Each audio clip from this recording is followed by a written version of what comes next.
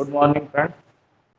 और आज हम मैथ में चाल, समय और दूरी ये टॉपिक डिस्कस करेंगे। तो शुरू करते हैं। बहुत ही आसान टॉपिक है और इसको सीखने का तरीका भी बहुत आसान है। ध्यान से अगर आप इस लेक्चर को सुनेंगे तो बहुत बेसिक तरीके से हम क्वेश्चंस को करेंगे और बहुत आसानी से आप क्वेश्चंस को लगा भी लेंगे। तो यहाँ सबसे पहले तीन चीज़ें इस चैप्टर में देखने को मिलती हैं: चाल, समय और दूरी। और इन्हीं में रिलेशन से रिलेटेड क्वेश्चंस हैं। तो हम स्टार्ट करते हैं, शुरू करते हैं।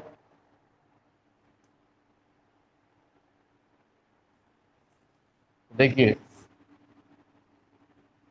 एक ही फार्मूला है, चाल बराबर दूरी बटा समय। इसको स्पीड कह देते हैं, टाइम हो गया distance. Speed is equal to distance upon time. यही एक बेसिक फार्मूला जिसमें डिस्टेंस की जो यूनिट हम लेते हैं किलोमीटर और टाइम की जो यूनिट लेते हैं घंटा या आवर। इसीलिए जो स्पीड की जो यूनिट निकल के आती है वो किलोमीटर प्रति घंटा निकल के, ठीक है। तो किलोमीटर प्रति घंटा। अब यहाँ देखिए, ये जो इक्वेशन बना हुआ है, इसी इक्वेशन से हम सारे क्वेश्चंस करेंगे। एक ही सूत्र है केवल, बाकी यहाँ कन्वर्जन है। किलोमीटर प्रति घंटा को अगर हम मीटर पर सेकंड में बदलें तो कैसे, क्योंकि इसी की एक यूनिट है मीटर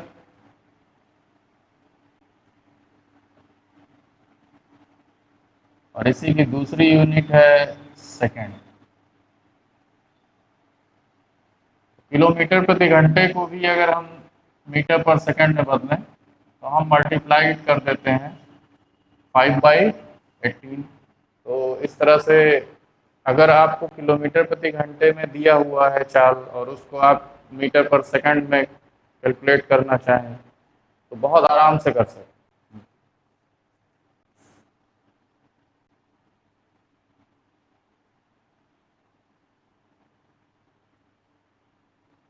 तो अगर किलोमीटर प्रति घंटे की चाल को हम 5/18 से मल्टीप्लाइड करें तो ये मीटर पर सेकंड में बदल जाएगा। तो अब आइए देखते हैं आगे की प्रक्रिया कि कैसे क्वेश्चंस आते हैं और कैसे क्वेश्चन करते हैं। अब देखिए, इसी से हम बदल सकते हैं। यहाँ अगर हमको मान लीजिए दूरी निकालनी है तो क्रॉस मल्टीप्लाई करेंगे, चाल गुणे समय आ जाएगा। या फिर अगर समय निकालना है तो दूरी बटे चाल हो जाएगा। दूरी बराबर चाल गुणे समय या फिर समय बराबर दूरी बटे चाल। तो दूरी बराबर चाल गुणे समय हो गया, समय बराबर दूरी बटे चाल हो गया और चाल बराबर दूरी बटे समय। ये तीन फार्मूला ऐसा है जो घूम घूम घूम के इसी में क्वेश्चंस बनते रहेंगे और किस तरह से क्वेश्चंस बनेंगे उनको अब हम सॉल्व करेंगे। तो आइए देखते हैं क्वेश्चंस कैसे सॉल्व करते हैं।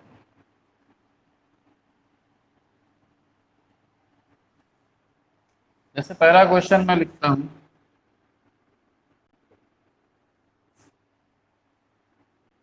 मान लीजिए कोई व्यक्ति है और वो 300 किलोमीटर की दूरी मान लीजिए 5 घंटों में तय करता है।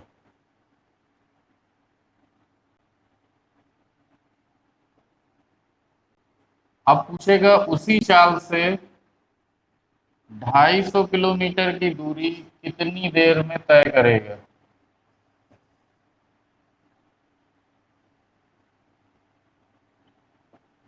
ठीक है, तो यहाँ देखिए, चाल को कांस्टेंट किया गया है, चाल को फिक्स किया गया है।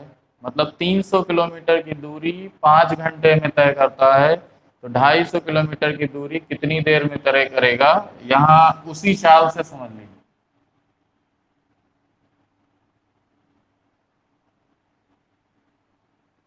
तो उसी चाल से ढाई, देखिए बहुत आसान तरीका है।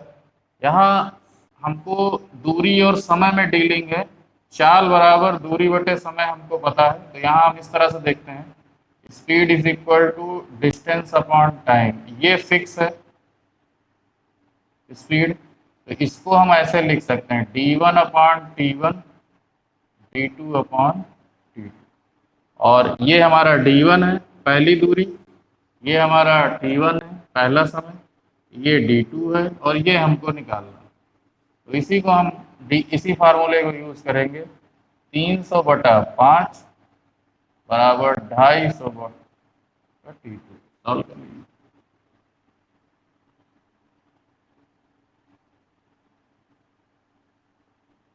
4 पॉइंट समथिंग यानी 4.1 आवर्स आ जाएगा।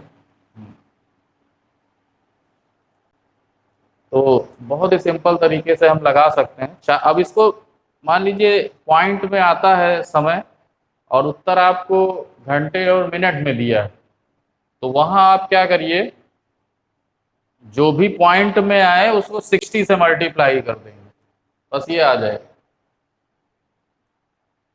तो यहाँ जैसे 4 पॉइंट,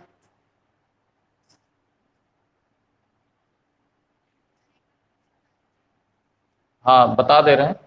देखिए एक फार्मूला है, चाल बराबर दूरी बटा समय।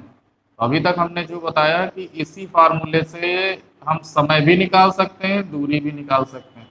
अब क्वेश्चन का नेचर देखिए, क्वेश्चन कह रहा है 300 किलोमीटर की दूरी 5 घंटे में तय करता है कोई व्यक्ति, तो उसी चाल से 250 किलोमीटर की दूरी कितनी देर में तय करेगा।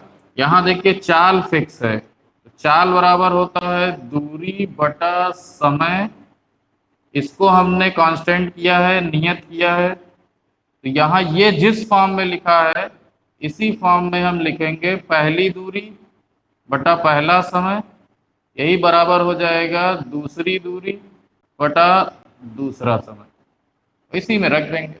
देखिए पहली दूरी दिया हुआ है 300, पहला समय दिया हुआ है 5 घंटे, दूसरी दूरी दिया हुआ है 250, दूसरा समय निकालना है और इस इक्वेशन को सॉल्व करना है। 5 से आपने यहाँ काटा, ये 60 इधर आ जाएगा, क्रॉस मल्टीप्लाई करेंगे और 4.1 सम आ जाएगा, 4.16 आएगा। तो अगर इसको हमको मिनट में ही बदलना है तो 4 घंटा और 16.16 को जो है 60 से मल्टीप्लाई कर दीजिए, इतने मिनट हो जाए। तो अभी समझ में आया होगा।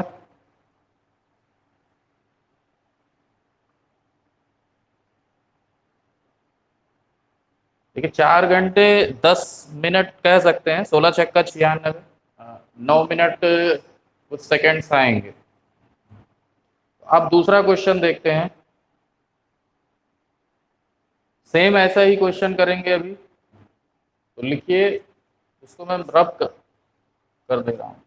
तो देखिए यहाँ जो फॉर्मूला लिखा है उसमें जो चीज नियत है, इधर जिस फॉर्म में है उसी फॉर्म में हम दूसरी चीज को भी रखेंगे और बराबर कर देंगे। जैसे पहली दूरी पहला समय, ये d1/d2 हो गया, यही बराबर d2/2। ऐसा इसलिए क्योंकि इधर चाल जो थी वो फिक्स थी। एक जल्दी से और बनाइए।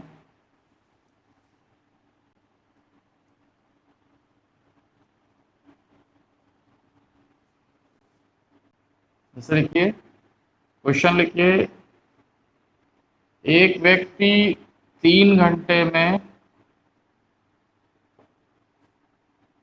तीन का इसको थोड़ा सा चेंज कर लीजिए, 2 घंटे कर लीजिए, 2 घंटे में 130 किलोमीटर की दूरी तय करता है। तो उसी चाल से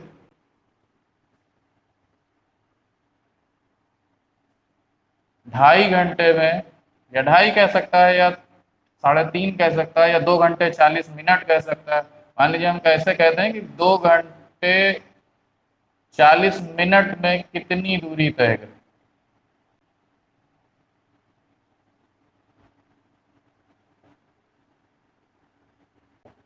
तो एक व्यक्ति 2 घंटे में 130 किलोमीटर की दूरी तय करता है, तो उसी चाल से ढाई ढाई के 2 घंटे 40 मिनट।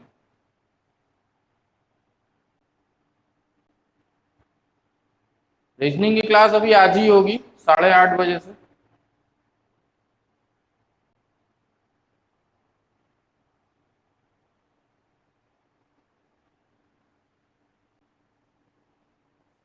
चलिए इसको निकालिए। तो यहाँ देखिए फार्मूला यही है, स्पीड कांस्टेंट है, तो हम बता देंगे d1/t1 is equal to d2/t2। इसी फार्मूले को यूज करना। अब यहाँ बस समय को थोड़ा सा चेंज करना है। पहली दूरी 130 है, समय 2 घंटे। दूसरी दूरी हमको निकालनी 2 घंटे 40 मिनट है। तो 2 घंटे 40 मिनट का मतलब हो गया 2 घंटे प्लस और 40 मिनट को घंटे बदलना है 40/60 ये। तो 2 प्लस इसको सरल करेंगे 8/3 घंटे आ गए। तो ये हमने टाइम को पूरा पूरा घंटे में बदल लिया, समय को। 2 घंटा 40 मिनट था, तो 2 + 2/3, क्योंकि 40 मिनट का मतलब 40/60 घंटे, और 3 दूना 6, 8/3। तो यहाँ 8/3 रख देंगे। तो इसको अगर हम काट लेंगे तो ये तो 65 आ जाएगा। ये 3 × d2/8। अब ये क्रॉस मल्टीप्लाई कर दीजिए,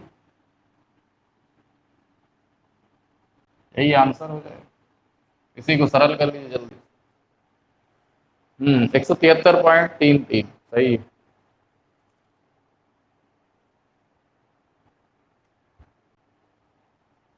तो इसी टेक्निक को अपनाएंगे हम। और अगर दूरी कांस्टेंट है तो समय और चाल में कुछ ना कुछ डिफरेंस दिया होगा या तुलना कराने को दे सकता है, तो उसको हम करेंगे। तो लिखिए क्वेश्चन, इसको नोट करते जाइए या स्क्रीनशॉट ले लीजिए अगर स्क्रीनशॉट हो पा रहा है।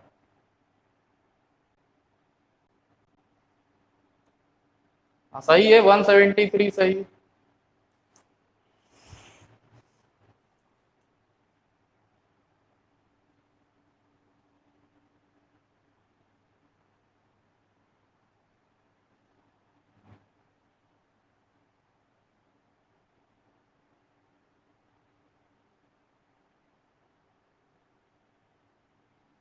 अभी रीजनिंग का क्लास भी होगा 8:30 से, और वो उसके लिए भी हमने इनरोलमेंट के लिए लिंक भेज दिया था। उस पर आप इनरोल। देखिए इस ऐप पे एक फ़ायदा ये है कि यहाँ बार बार डेली इनरोलमेंट करने की ज़रूरत नहीं है। आप एक बार इनरोल हो गए क्लास में, तो जब तक हम क्लास से आपको बाहर नहीं निकालेंगे तब तक आप क्लास में रहेंगे, और आपकी अटेंडेंस ऑटोमेटिकली लग रही है। कितने परसेंट क्लास आप करते हैं वो भी अटेंडेंस बता देते हैं। ऐसा नहीं कि बस आप लॉगिन हुए, थोड़ी देर क्लास किया चले गए। अगर आपने आधी क्लास की है तो वो हमको पता रहेगा कि 50% आप लाइव रहे हैं। तो इसलिए आप अगर आइए तो पूरी क्लास करिए। और अभी कुछ दिन तो हम रिकॉर्डिंग डाल देंगे, क्योंकि यहाँ रिकॉर्डिंग की भी फैसिलिटी है इस ऐप में। तो रिकॉर्डेड क्लास, जैसे कल हिस्ट्री की क्लास हुई थी, उसकी रिकॉर्डेड क्लास आ गई है। आप उस क्लास में जाइएगा हिस्ट्री वाली में, उसमें ऊपर कुछ आइकॉन्स बने हैं, तो उसमें रिकॉर्डिंग पे जाएंगे तो आपको क्लास दिख जाएगी। वो क्लास वहां से देख लीजिएगा एक बार।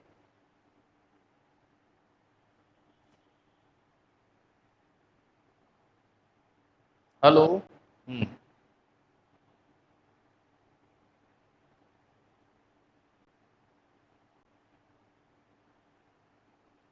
हाँ वो आपका जैसा भी हो, स्क्रीनशॉट लेकर के बाद में नोट्स बना लीजिए, चाहे अभी, या रिकॉर्डेड वीडियो। अभी कुछ दिन तो हम रिकॉर्डेड करेंगे, लेकिन ये मत सोचिए कि रिकॉर्डिंग पड़ी रहेगी तो हम क्लास ही ना करें। कोई ज़रूरी नहीं है, हो सकता हो थोड़ी देर रिकॉर्डिंग करके हम बंद कर दें अभी। तो ऐसा ही होगा, 5-10 मिनट की रिकॉर्डिंग डालेंगे खाली, क्योंकि जो लोग लेट हुए हैं उनके लिए ठीक रहे। बट ऐसा नहीं कि पूरी क्लास की रिकॉर्डिंग पड़ी रहे। तो यहाँ आप पूरी क्लास करिए।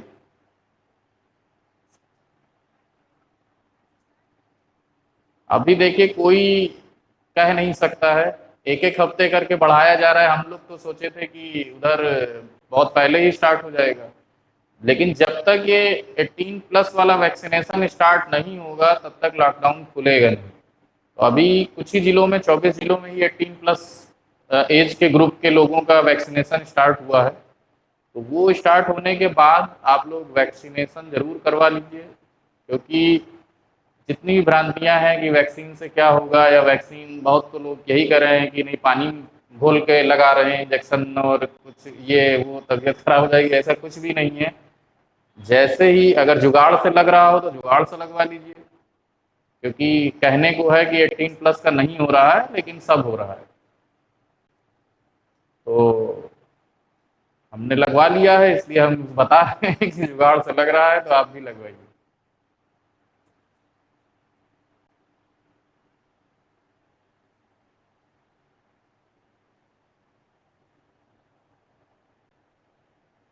तो बाकी ये है कि 24 के बाद भी ऑफलाइन क्लासेस शुरू हो सकती हैं अगर लॉकडाउन में ढील दी गई, क्योंकि अभी देखिए जब तक दुकान बंद है, लॉकडाउन प्रॉपर वे में चल रहा है, तब तक कोचिंग भी नहीं खुल सकती है। हाँ ये है कि जिस जैसे ही आंशिक छूट दी जाएगी लॉकडाउन में, क्योंकि स्कूल तो नहीं खुलेंगे बट कोचिंग संस्थान खुल सकते हैं, और जैसे ही खुलेगा हम आपको बुला लेंगे, क्योंकि हम खुद ही चाह रहे हैं कि आप लोग ऑफलाइन आइए करिए, क्योंकि उसमें जो बात है वो ऑनलाइन क्लास में नहीं है।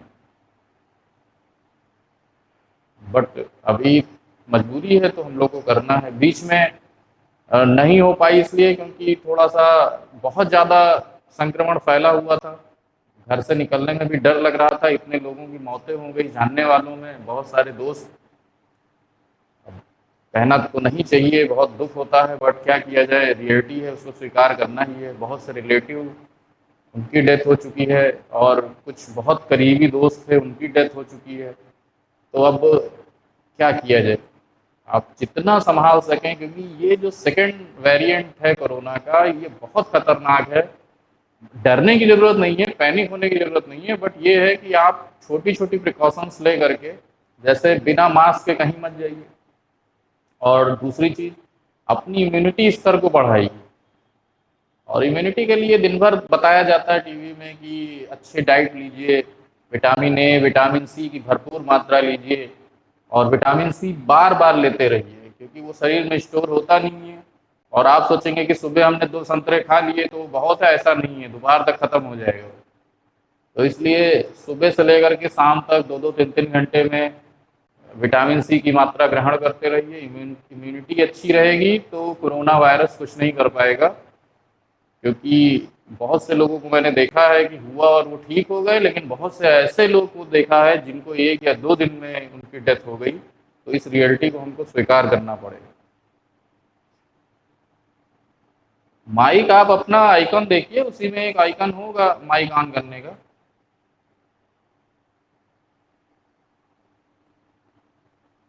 लेकिन माइक ऑन करने की जरूरत ही क्या है। चलिए क्लास देखते हैं। हाँ लेकिन फर्स्ट प्रेफरेंस रखिए, अगर आपको वैक्सीनेशन हो रहा है और वैक्सीन लगवाने के बाद अगर फीवर वगैरह भी आ रहा है तो परेशान मत होइए। फीवर आने का मतलब है कि आपके शरीर में एंटीबॉडी बन रही है, और अगर 3-4 दिन फीवर आता है तो बहुत अच्छी बात है, क्योंकि बहुत ऐसा फीवर नहीं आता है ये आपको मार गिरा देगा। वो माइल्ड फीवर रहता है, पैरासीटामोल खा लीजिए अगर वैक्सीन के बाद।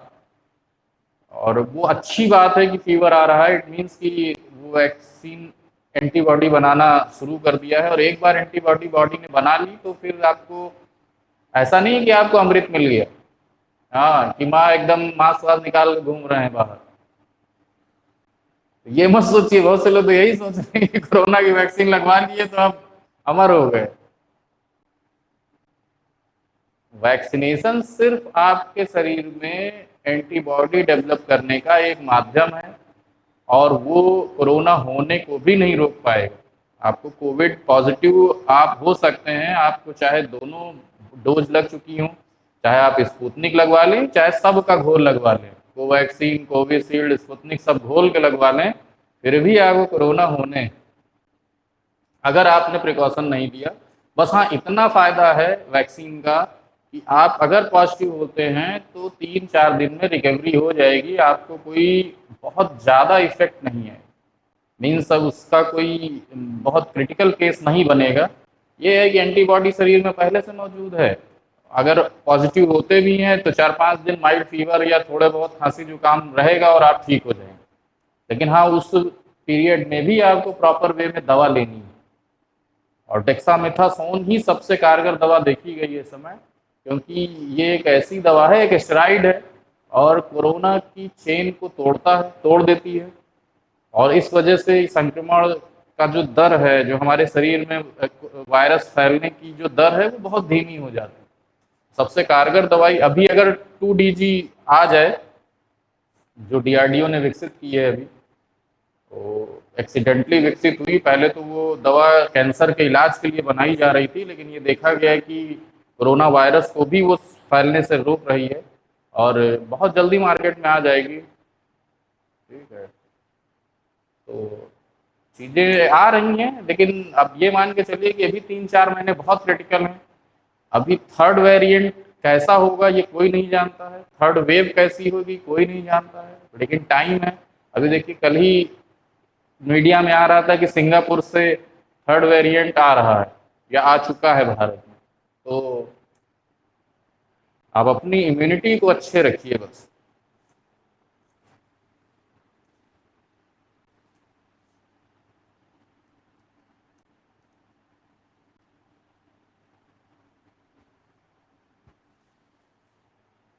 चलिए देखते हैं,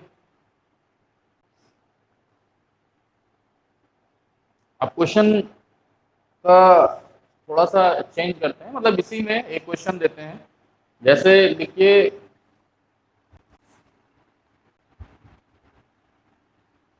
एक व्यक्ति 70 किलोमीटर प्रति घंटे की चाल से स्थान ए से बी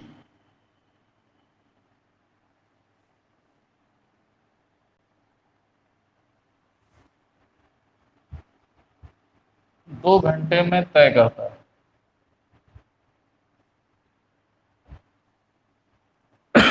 अब वो पूछेगा कि वापस आने में यदि उसे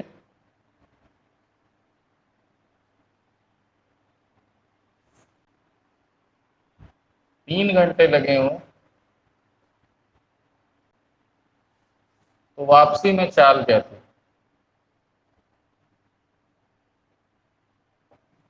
ठीक है, तो क्वेश्चन ये है कि 70 किलोमीटर प्रति घंटे की चाल से स्थान ए से बी की दूरी 2 घंटे में तय की गई, वापसी में उसे यदि 3 घंटे लगे हों तो वापसी में चाल बताइए। अब यहां देखिए क्या फिक्स है, दूरी फिक्स है, क्योंकि वही दूरी तय करनी है। तो हमको फार्मूला ऐसे लिखिए, दूरी बराबर चाल गुणे समय। ये चीज फिक्स है, नियत है, कांस्टेंट है। यहाँ बचा ये स्पीड और ये टाइम, तो अब इनका गुणा कांस्टेंट है, तो इसी को हम ऐसे लिख सकते हैं, पहली स्पीड गुणे पहला टाइम, यही चीज बराबर हो जाएगी दूसरी स्पीड गुणे दूसरा टाइम। बस, तो पहली स्पीड कितनी है 70, पहला टाइम कितना लगा 2 घंटे, दूसरी स्पीड निकालनी है, दूसरा टाइम है 3 घंटे। S2 निकाल लीजिए, सीधे सीधे 70 गुणे 2/3,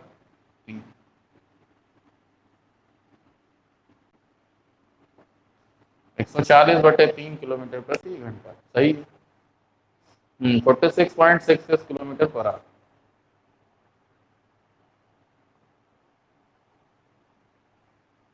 तो समझ में आया होगा सभी को।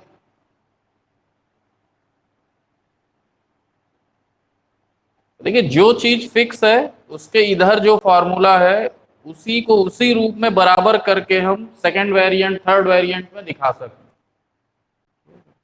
तो उनके जितने भी वेरिएंट हैं, जैसे कोरोना के जितने भी वेरिएंट हैं, वो गुणे जितने आदमी मर रहे हैं या जितने इन्फेक्टेड हो रहे हैं वो कांस्टेंट ही रहेगा।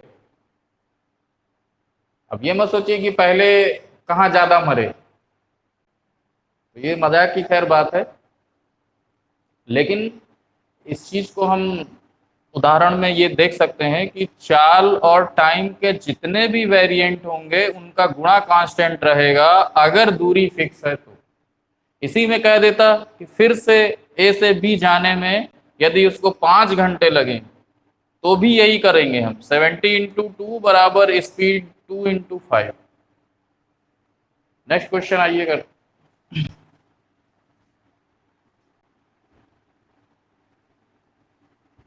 देखिए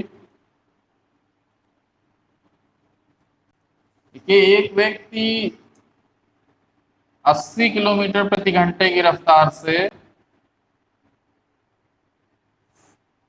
कोई दूरी 3 घंटे में तय करता है। इसको थोड़ा और कठिन करिए, 3 घंटे 20 मिनट में तय करता है। कोई वक्त कोई व्यक्ति 80 किलोमीटर प्रति घंटे की चाल से कोई दूरी 3 घंटे 20 मिनट में तय करता है, तो वही दूरी 90 किलोमीटर प्रति घंटे की रफ्तार से कितनी देर में तय करेगा?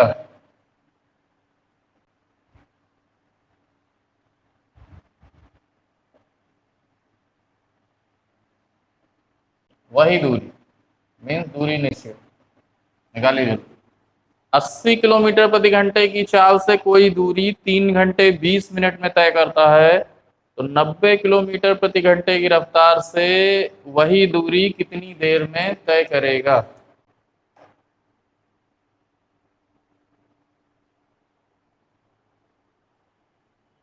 सौ लोग इनरोल हैं क्लास में, 12 लोग क्लास कर रहे हैं, सोचिए।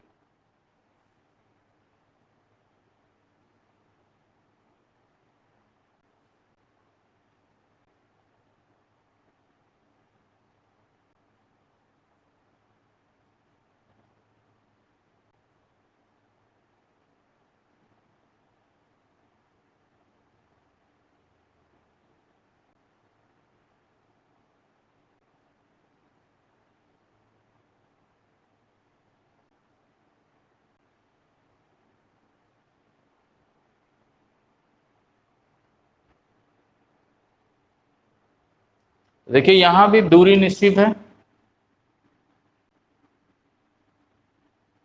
ये चीज नियत है। हमने फार्मूला क्या बनाया, S1 × T1 बराबर S2 × T2, खुद ही फार्मूला बना लिया। अब यहाँ देखिए टाइम है 3 घंटे 20 मिनट। अब इसको थोड़ा सा ध्यान देंगे, S1 दिया हुआ है 80 किलोमीटर प्रति घंटे और T1 दिया है 3 घंटे 20 मिनट, मीन्स 3 + 20/60 आवर्स। 3 + 1/3 हो जाएगा 10/3 घंटे।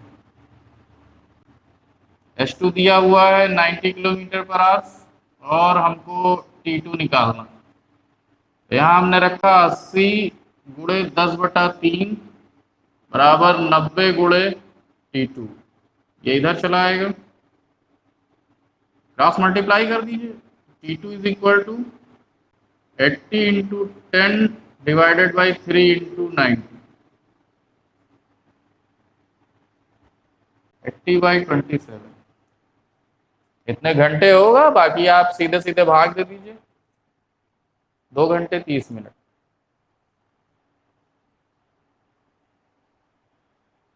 27 दुना ही जाएगा, 27 × 3 तो 81 हो जाएगा, तो 2 घंटे पूरा पूरा हो जाएगा।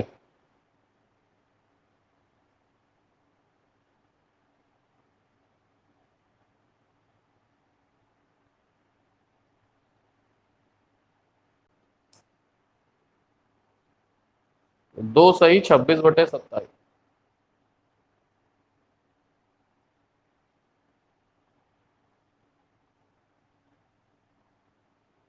30 मिनट पूरा पूरा नहीं आएगा।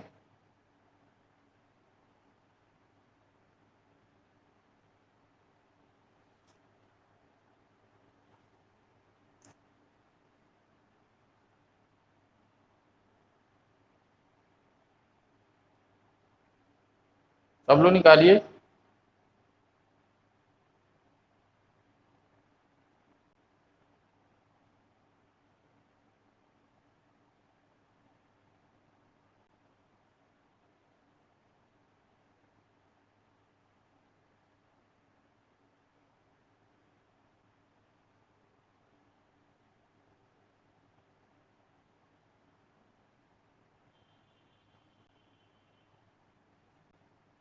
9 बार में जाएगा, 9 छक 54, 54 मिनट आएगा।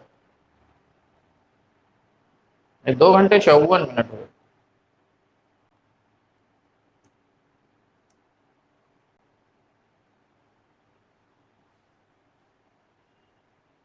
टू पॉइंट नाइन आएगा ना, तो 2.9 जब करेंगे 9 छक 54, मतलब इसको अगर हम डिवाइड भी कर देते हैं तो 2.9 समथिंग है।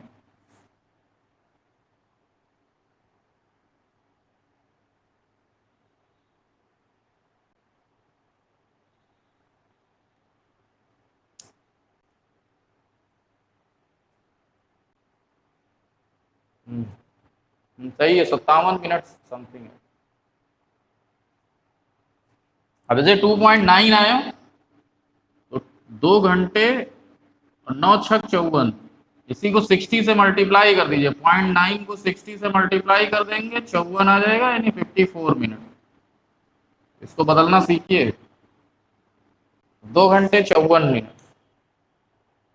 57 भी गलत हो जाएगा, क्योंकि एसएससी में तो ऐसे ही आंसर ही मिलेंगे आपको, 2 घंटे 54 मिनट, 2 घंटे 55 मिनट, 2 घंटे 57 मिनट, एक एक 2-2 मिनट के फर्क रहेंगे, और आपको वही तो कैलकुलेट करना है कि इस 0.9 को हम कैसे बदलें। 2 घंटे 55 मिनट कह देंगे, क्योंकि उसके बाद 54 और 55 के बीच का रहेगा।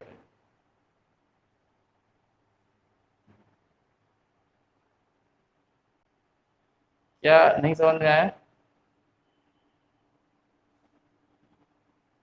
नहीं, कौन सा चीज? यहाँ ये कैलकुलेशन नहीं समझ में आएगी, या इस 0.9 को मिनट में बदलना नहीं समझ में? जैसे जितना भी पॉइंट में आए, पॉइंट के बाद वाले को 60 से मल्टीप्लाई करिए, वो मिनट में बदल जाएगा, क्योंकि 1 घंटे में 60 मिनट, तो 0.9 घंटे में, तो 0.9 × 60 करेंगे 9, तो 9 छक 54, ये 50.5, 54.0, यानी कि ये इतना मिनट लगभग में आ जाएगा, क्योंकि हमने 0.9 ही लिया है ना, इसके बाद अभी पूरा पूरा नहीं कटेगा।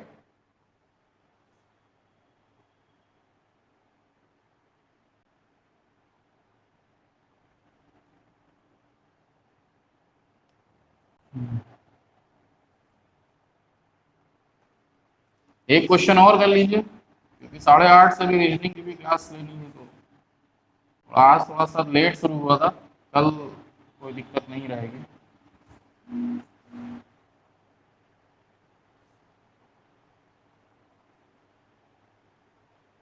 हाँ, बता तो दिया मिनट में बदलना, जो पॉइंट वाला हिस्सा है, पॉइंट के बाद वाला, उसको 60 से मल्टीप्लाई कर दिया करिए बस। एक क्वेश्चन और लिखिए। देखिए, एक व्यक्ति सब एक मिनट, एक व्यक्ति 50 किलोमीटर प्रति घंटे की रफ्तार से, एक व्यक्ति 50 किलोमीटर प्रति घंटे की रफ्तार से 140 किलोमीटर की दूरी तय करता है।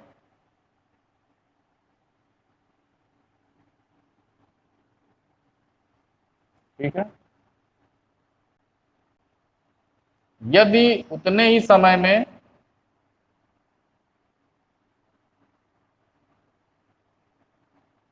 190 किलोमीटर की दूरी तय करनी हो, यदि उतने ही समय में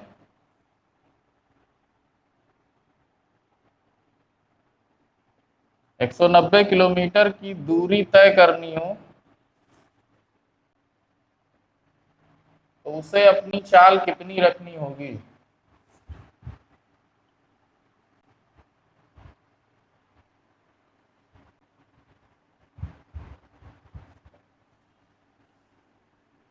यहाँ देखिए, समय कम है, हम डायरेक्ट बता दे रहे हैं। यहाँ देखिए, उतने ही समय में, यानी समय फिक्स है, और समय बराबर होता है दूरी बटा चाल, यानी time is equal to speed upon, अरे sorry sorry, distance upon speed. अब इस चीज को हम यूज करेंगे, चूंकि टाइम, समय को नियत किया गया है, समय को फिक्स किया गया है, तो इधर वाला जो लिखा है, इसी को हम वेरिएंट, अलग अलग वेरिएंट को बराबर दिखा सकते हैं। D1 हमको दिया हुआ है कितना किलोमीटर, 140 किलोमीटर, 140, स्पीड पहली दिया है 50, बाद की दूरी 190 किलोमीटर दिया हुआ है, और स्पीड हमको पूछ रहा है कि कितनी चाल उसको तय करनी। तो क्रॉस मल्टीप्लाई कर दीजिए, S2 is equal to 190 into 50 upon 140।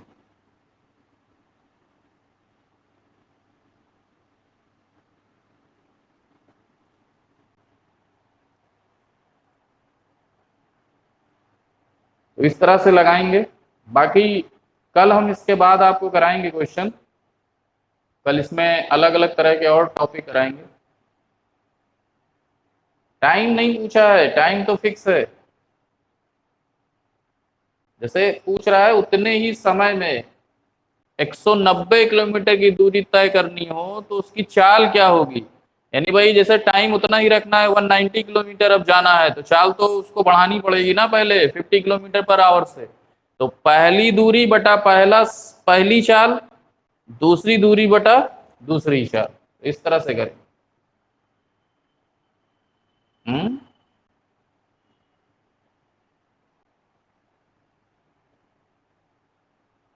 हाँ ठीक है, 67.85 किलोमीटर।